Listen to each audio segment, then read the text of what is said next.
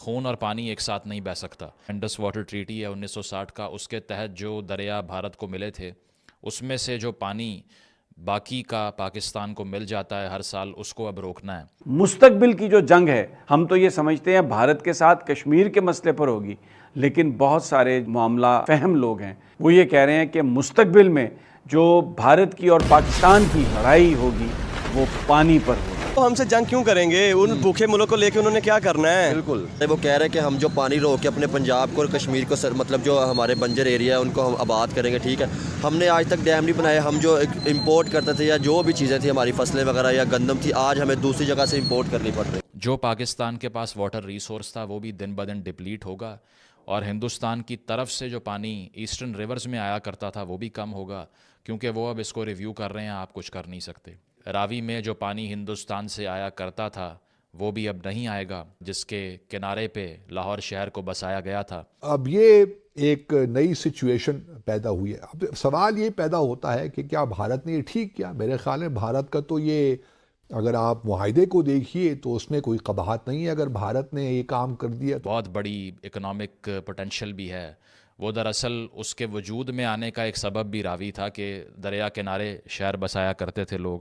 جس طرح سے ہم دیکھتے ہیں کہ ہڈسن ریور ہے نیو یارک میں، ٹیمز ہے یو کے اندر، اور اسی طرح لاہور جو ہے وہ راوی کے لیے مشہور تھا. لیکن انفارچونیٹلی شاید چند سالوں بعد ہم یہ بات بھی نہ کر سکیں، کیونکہ جب راوی کا وجود ہی ختم ہو جائے گا تو پھر لاہور کی وہ سینس جو کہ راوی سے افیلیٹڈ تھی وہ بھی ختم ہو جائے گی انفارچونیٹلی. 5% پانی پہلے آ رہا تھا ہندوستان سے اس راوی کے اندر. 95% تو اس لیے نہیں آ رہا تھا کیونکہ انڈس واٹر ٹریٹی میں آپ نے راوی دے ہی ہندوستان کو دیا تھا. ایوب خان جو ڈکٹیٹر تھے، جنہوں نے بغیر کسی نیشنل کنسنسس کو ڈیولپ کیے اپنی مرضی کا اگریمنٹ سائن کر دیا. وہ اور بات ہے کہ بہت سے لوگ یہ کہتے ہیں کہ اس کا زیادہ فائدہ پاکستان کو ہوا، لیکن پھر بھی اگر پارلیمان نہ ہو، اگر عوام کی رائے شامل نہ ہو تو کوئی بھی فیصلہ چاہے وہ اچھا ہو یا برا ہو عوام کو ریپرزینٹ نہیں کر سکتا. تو اس فیصلے کے تحت اب سے 1960 سے لے کے 2024 تک 5% پانی ہندوستان چھوڑ رہا تھا راوی کے اندر، 95% کو یوٹیلائز کر رہا تھا. یہ 5% بھی تقریباً 2 ملین ایکڑ فیٹ بنتا ہے، یعنی کہ 20 لاکھ ایکڑ فیٹ. اب یہ 20 لاکھ بھی بند کر دیا جائے گا. تو 1948 میں ہم نے دیکھا تھا کہ بھارت نے جب کشمیر وار ہوئی پہلی، پاکستان نے جا کے انیشیٹ کی، تو اس کے بعد پانی بند کیا پاکستان کا، تو بہت مسئلہ پیدا ہو گیا. یہاں پر ایک قحط سالی کی صورتحال ہونے کا خدشہ پیدا ہو گیا. تو جناح صاحب نے اپنے جو کیبنٹ کے کچھ لوگ تھے، اہم لوگ تھے، پولیٹیشنز تھے، دولتانہ صاحب بھی تھے اور لوگ بھی تھے، ان کو بھیجا ہندوستان نیگوشیٹ کرنے کے لیے.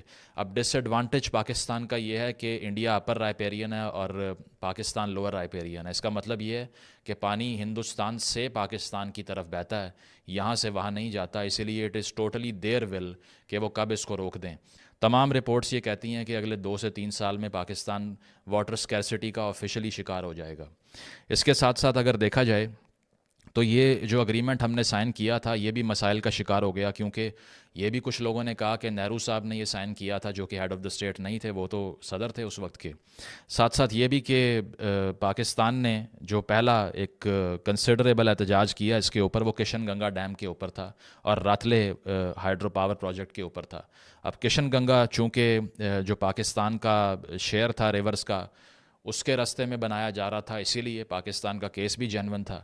لیکن چونکہ انٹرنیشنل پاور آپ کے پاس نہیں ہے، اسی لیے آپ کی جو نیگوشیٹ کرنے کی طاقت ہے یا جو پرسویڈ آپ کرنے کی طاقت ہے عالمی کمیونٹی کو، وہ نہ ہونے کے برابر ہو چکی ہے.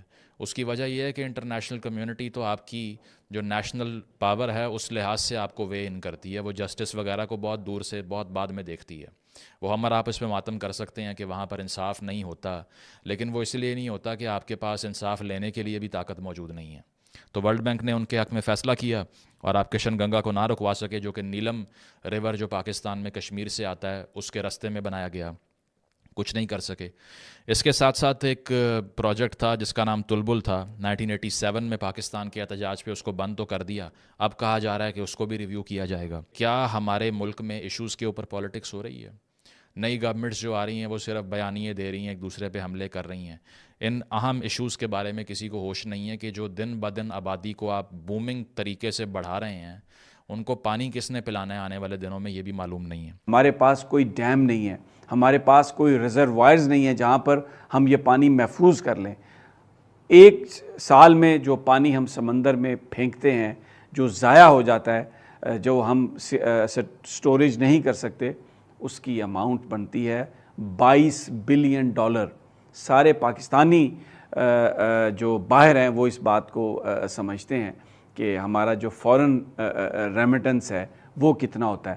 تو $22 بلین سالانہ کا پانی ہم ضائع کرتے ہیں. پاکستان ایک واحد ملک ہے جہاں پر اپوزیشن یا سیاستدان یہ کہتے ہیں اگر کوئی ڈیم بنانے کی کوشش کی جائے تو کہتے ہیں ملک ٹوٹ جائے گا. بھارت جو ہمارے ریورز ہیں جو ہمیں ایلوکیٹ ہوئے تھے 1960 میں، اس پہ مختلف ڈیمز بنا رہا ہے، پروجیکٹس اس نے بنا رکھے ہیں. مثال کے طور پر کشن گنگا پروجیکٹ ہے یا رتلے پروجیکٹ ہے.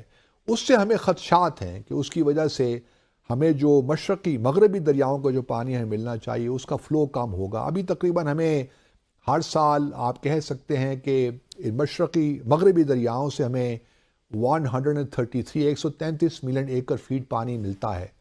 تو اس میں اس کی فلو میں پرابلم ہو سکتا ہے. راوی کا جو اقدام مودی سرکار نے لیا بڑا زبردست اقدام ہے